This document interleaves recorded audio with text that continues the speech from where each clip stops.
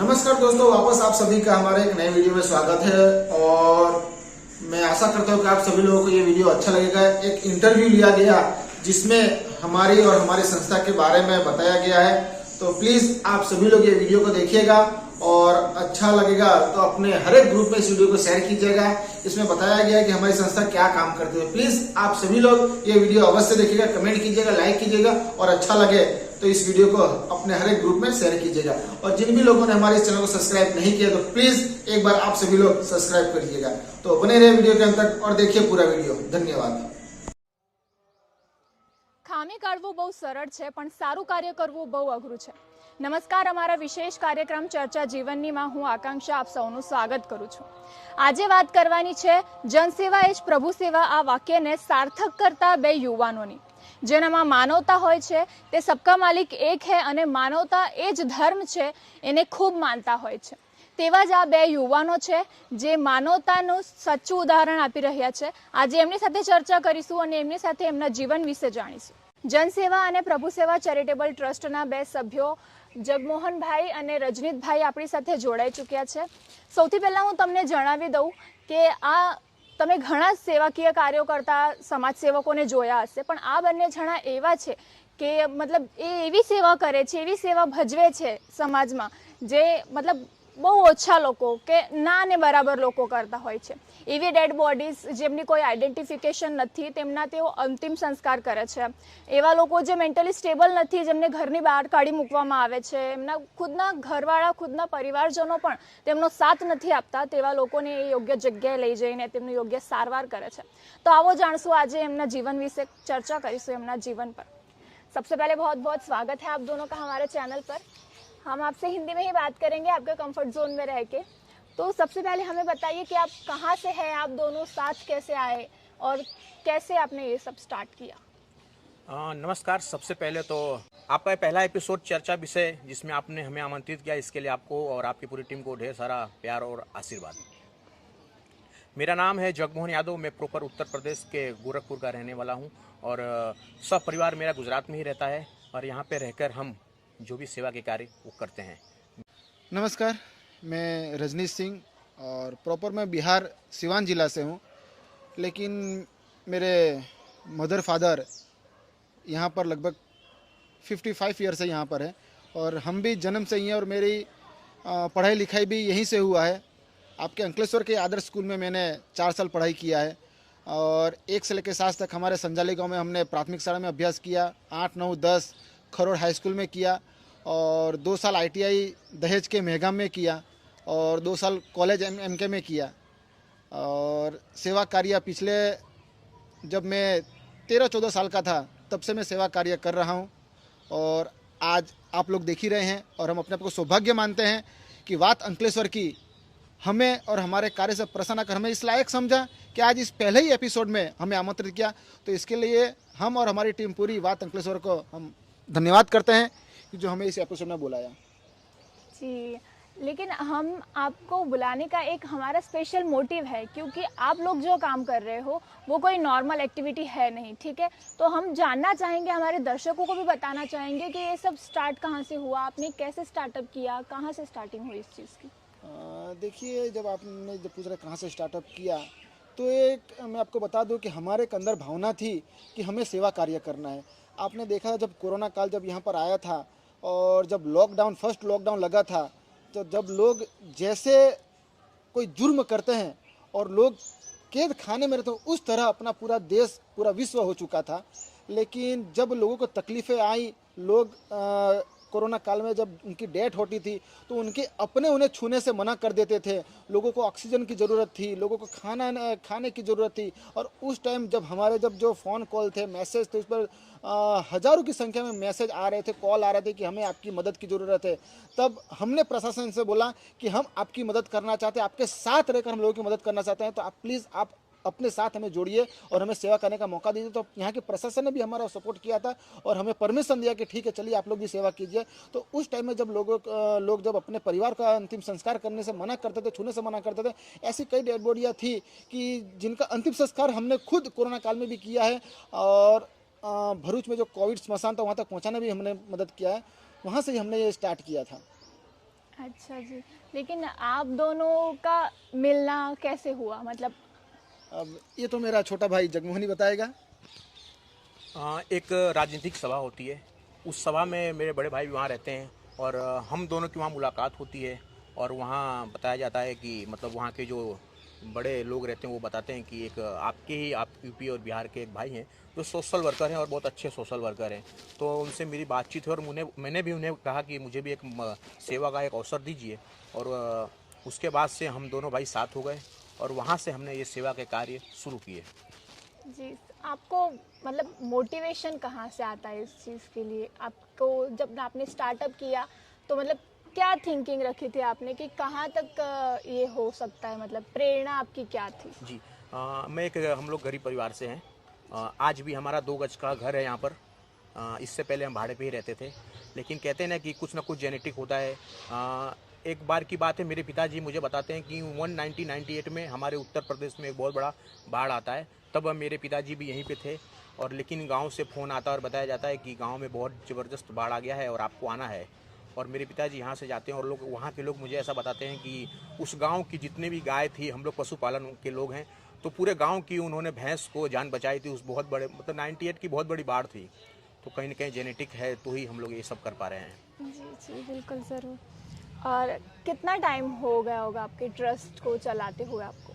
हमारे ट्रस्ट को तकरीबन 2 साल पूर्ण हो चुके हैं। 2022 8 मार्च को हमने इस संस्था का रजिस्ट्रेशन करवाया था, जिसका हमने नाम रखा जन सेवा ही प्रभु सेवा चैरिटेबल ट्रस्ट। तो इसके लिए मतलब आप जो सारे काम करते हैं, जो भी मतलब कार्य करते हैं समाज सेवा के, और जो अंतिम संस्कार को लग के भी जो सारे कार्य है, उनमें जो शुल्क लगता है, जो भी भुगतान होता है, उसका मतलब शुल्क कहाँ से आता है उसके लिए? जी हाँ जी। देखिए, सबसे पहले तो कोई भी काम की शुरुआत घर से की जाती है। तो मैं और हमारे भाई जब हमने वो शुरुआत किया था तो लोगों के ऊपर विश्वास दिला पाना इतना आसान नहीं था, तो जिससे हमने घर से शुरुआत किया, जिसके बाद लोगों ने हमारे कार्य को देखा और आज से 1 साल पहले हमारे फेसबुक पेज पे तकरीबन सिर्फ 5,000 फॉलोवर थे, लेकिन हमारा एक वीडियो अंतिम संस्कार का ही जो वायरल होता है तकरीबन 28 मिलियन लोग उसे देखते हैं। और उस दिन से लोगों को जब पता चलेगा कि हमारी संस्था लावारिस डेड बॉडी का अंतिम संस्कार करती है, तो लोग धीरे धीरे फ़ोन करके बताने लगे कि ऐसा कोई भी कार्य हो तो आप हमें संपर्क करिएगा। और जिसके बाद उस दिन से आज तक कभी भी हमें किसी बात की तकलीफ नहीं हुई और लोग मदद आज भी करते रहते हैं हमें। जी, लेकिन ये सब पार्ट, बट घर से कुछ ज़रूर रिस्ट्रिक्शंस हर किसी के, दोनों से पूछना चाहूँगी क्योंकि प्रॉब्लम्स तो ये आती ही है। हम आज सामने घर अगर किसी को थोड़ा सा दूध भी दे दे तो भी उसका ये रहता है, मतलब कर्ज रहता है, तो फिर घर वाले आपको ये कार्य करने में मतलब कभी रोक टोक ऐसा कुछ घर से? देखिए, कोई भी माँ बाप तो नहीं चाहेगा कि मेरा बेटा ये कार्य करे, और रोक टोक तो आज भी हमें है और अभी भी है, लेकिन कहीं ना कहीं जो हमें प्रेरणा मिली है वो हमारे माँ और पिताजी से ही मिली है, क्योंकि हमारी माँ भी एक सेवा कार्य करती थी। और जब हम छोटे थे तो हमारे घर पे अगर कोई कुछ मांगने आ जाता था तो मेरी माँ उसे कभी ना नहीं कहती थी, भले भूखी रह जाएगी लेकिन उनकी सेवा करेगी। तो आज हम जो भी मैं कर रहा हूँ या जो आप देख रहे हैं सोशल मीडिया पे, वो सब कुछ मेरी माँ का आशीर्वाद है और उनके कार्य से मैं ये कार्य कर रहा हूँ। और आज भी मैं आपको बता दूँ कि मेरे 3 बेटे हैं और मेरी धर्मपत्नी भी मुझे कई बार टोकती है कि आप ये सब काम कर रहे हैं, बच्चे पर क्या प्रभाव पड़ेगा, लोग क्या बोलेंगे। तो मैंने उसको सिर्फ यही बात बोला कि देखिए, लोग क्या बोलेंगे, बच्चों पर क्या प्रभाव करेंगे, वो हमें नहीं देखना है। हम कोई चोरी नहीं कर रहे हैं, किसी के घर में डकैत नहीं कर रहे हैं, कोई खराब काम नहीं कर रहे हैं कि लोग क्या कहेंगे, और हम वही कर रहे हैं जो भगवान हमें करवा रहे हैं। और देखा जाए तो जिसका कोई नहीं है, और भगवान भी कहते हैं कि लोगों की सेवा ही मेरी सेवा है। भगवान ने कभी ये नहीं कहा कि आप हमारी सेवा करो, भगवान ने भी यही कहा है, गीता में भी यही लिखा है, कुरान, बाइबल, हर एक धार्मिक पुस्तक में यही लिखा है कि लोगों की सेवा ही भगवान की सेवा है। भगवान ने जो हमें जन्म दिया, जो मानव जीवन दिया है, वो लोगों की सेवा करने के लिए दिया, और वही हम कर रहे हैं। जी, बहुत। लेकिन अगर आपको और लोगों में अवेयरनेस लाना हो, क्योंकि ये थिंकिंग जो आप फिलहाल रख रहे हो, बहुत रेयर पर्सन्स होते हैं जिनकी ये थिंकिंग होती है, हर कोई इस तरह से नहीं सोचता है। आप मतलब ऐसा क्या करना चाहोगे कि जिससे हर एक इंसान की मतलब हम हर एक किसी की मेंटलिटी नहीं बदल सकते, बट इसका परसेंटेज रेट बढ़े, लोगों में जागृति आए इस बारे में, इसके लिए क्या कहना चाहोगे? देखिए, एक इंसान पूरी दुनिया नहीं बदल सकता है, जी, लेकिन एक इंसान एक व्यक्ति का जीवन अवश्य बदल सकता है। जरूर। तो एक व्यक्ति अगर एक व्यक्ति का जीवन बदलने का प्रयास करे तो हमारा देश एक जो चिड़िया की आज से कुछ साल पहले जो चिड़िया की सोना खाती थी, वापस हमारा देश सोने की चिड़िया कहलाएगी और कहलाती भी है। तो मैं यही आज के जो पीढ़ी के जो लोग हैं, जो नौजवान, में उन्हें से ये कहना चाहता हूँ कि आप लोग व्यसन से दूर होइए और जो हम कार्य कर रहे हैं उससे मोटिवेशन होकर आपको जो हम कार्य करो देखिए, और आप लोग भी आगे आइए।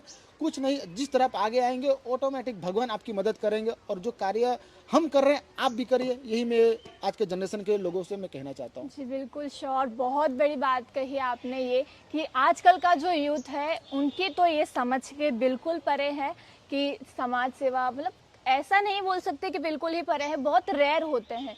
जैसे कि आप भी तो हो, आप भी तो यूथ में ही होंगे, और आप भी जब आपने स्टार्टअप कुछ सोचा होगा, थिंकिंग होगी, होता है ये। बट इसी के साथ साथ जैसे कि आपने पहले भी मुझसे कहा कि प्रशासन ने भी आपकी मदद की, जी। और आप क्या प्रशासन से मतलब चाहते हैं, या फिर आपके एक्सपेक्टेशंस कुछ होंगी जी। उनसे कि सरकार की तरफ से भी कुछ होना चाहिए इस बारे में? जी बिल्कुल, बहुत ही अच्छा सवाल आपने किया है।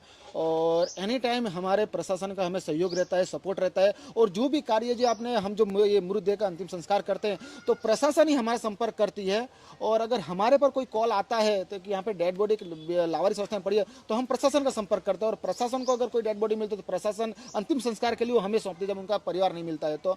और मैं यहाँ के प्रशासन से एक हमारी मांग है, लोगों से मांग है कि अभी हमें एक आश्रम की ज़रूरत है। तो अगर कोई कुछ डोनेट करना चाहता है तो हमें लगभग 4 से 5 बीघा ज़मीन की ज़रूरत है, कि जहाँ पर हमारे एक उद्देश्य यह है कि एक हम वहाँ पर आश्रम बनाएं, और जहाँ पर जो बेसहारा जो घर से लोगों को जब निकाल दिया जाता है तो रोड पर रहने लगते हैं और उन्हें रहने का एक आश्रय नहीं मिलता है, तो हमारा एक सपना है, हम उसे पूरा करना चाहते हैं। और यहाँ पर प्रशासन की भी हमें सहयोग की ज़रूरत है, लोगों की भी सहयोग की ज़रूरत है। तो हमें सबसे पहले एक ज़मीन की आवश्यकता है जहाँ पर हम उनके लिए आश्रम बना सके और ऐसे लोगों को वहाँ पर रख सके जिनका कोई नहीं है। तो सबसे पहले हमें एक ज़मीन की ज़रूरत है। जी बिल्कुल, हम हमारे चैनल के माध्यम से जितना भी हो सके आपकी मदद करने की कोशिश करेंगे। हम आपके नंबर्स भी शेयर करेंगे।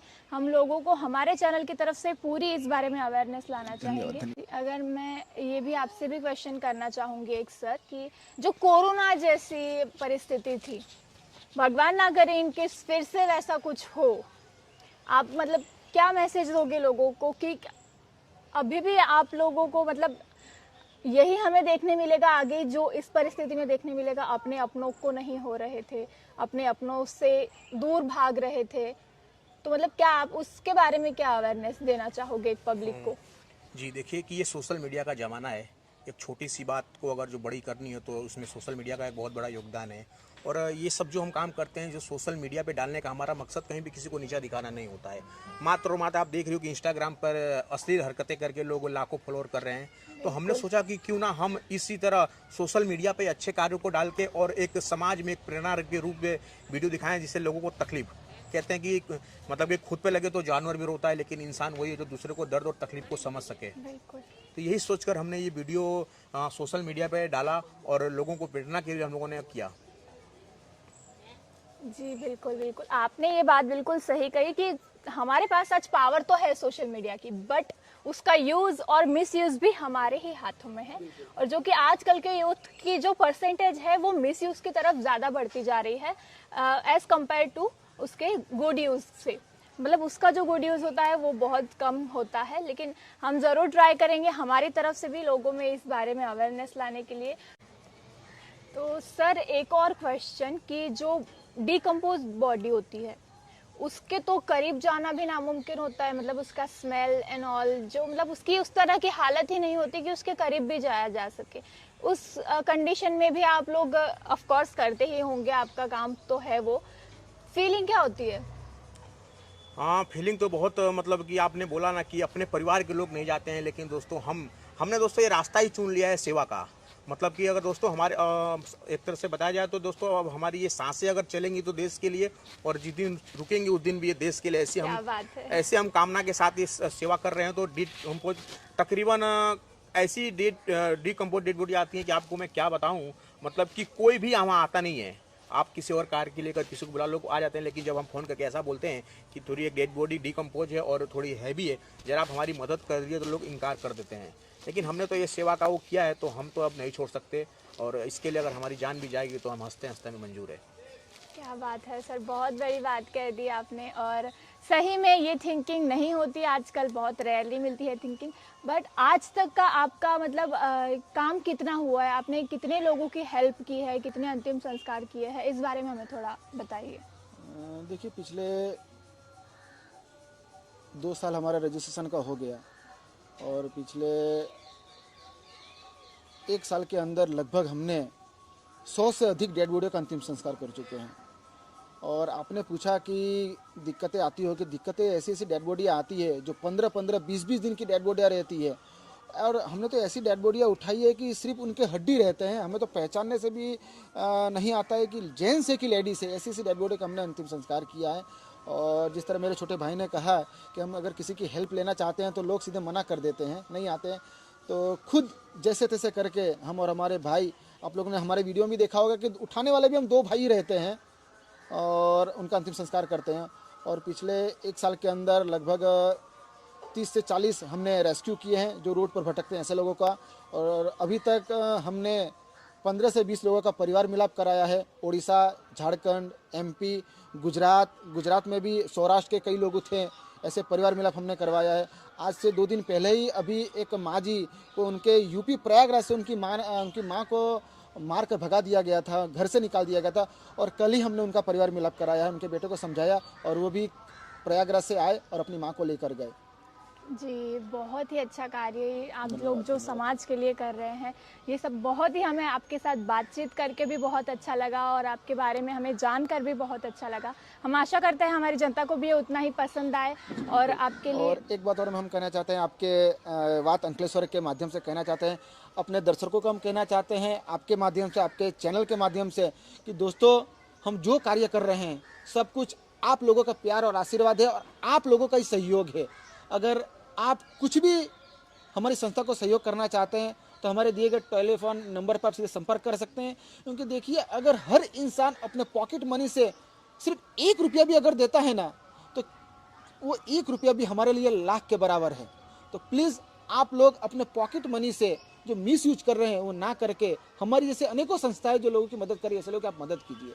तो हम आपके चैनल के माध्यम से हम यही संदेश नौयुवानों को और देश के लोगों को हम देना चाहते हैं कि प्लीज़ आप लोग भी चढ़ बढ़ कर आगे आइए और हम जैसे सामाजिक कार्यकर्ताओं को मदद कीजिए। जी सर, हम ज़रूर आशा करते हैं कि इस एपिसोड को देखने के बाद काफ़ी लोग आपके साथ कार्य में भी जुड़ेंगे और आपको योगदान भी देंगे, उतना सहयोग भी देंगे। और हम आशा करते हैं कि आपका जो कार्य है आपको इसमें और सराहना मिलती रहे। हम आपके लिए प्रे करते हैं कि भविष्य में भी आप इसी तरह करते रहें और बहुत आगे जाए। और आपका बहुत बहुत धन्यवाद हमारे चैनल से जुड़ने के लिए, अपना कीमती वक्त हमें देने के लिए आपका बहुत बहुत आपका भी धन्यवाद। बहुत बहुत धन्यवाद कि आपने हमें इस लायक समझा। और ये हमारे जीवन का भी पहला इतना बड़ा इंटरव्यू एक किसने लिया है, तो सबसे पहले आपका भी बहुत बहुत धन्यवाद बात अंकलेश्वर की, जिन्होंने हमें इस लायक समझा और अपने इस चैनल पर हमें आमंत्रित किया। तो हमारी पूरी टीम की तरफ से आपका भी बहुत बहुत धन्यवाद हम करते हैं।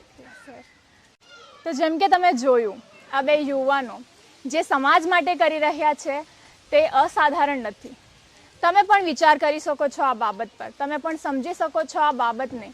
જે સમય, જે પૈસા, જે કંઈ તમે જે વ્યર્થ કરી રહ્યા છો આજના સમયમાં, બહુ જરૂર છે જરૂરિયાતમંદને આપવામાં, જરૂરિયાતમંદની મદદ કરવામાં બહુ કંઈ રાખેલું છે। એટલે તમે પણ જરા વિચાર કરજો। અમે આમનો નંબર શેર કરીએ છીએ, એમણે જે સહાય માંગે છે તમારાથી જે કંઈ સહાય થાય તે તમે કરી શકો છો। અને આવા જ નવા કાર્યક્રમો અને નવા મહેમાનો સાથે અમે ફરી હાજર રહેશું। તમે જોતા રહો વાત અંકલેશ્વરની।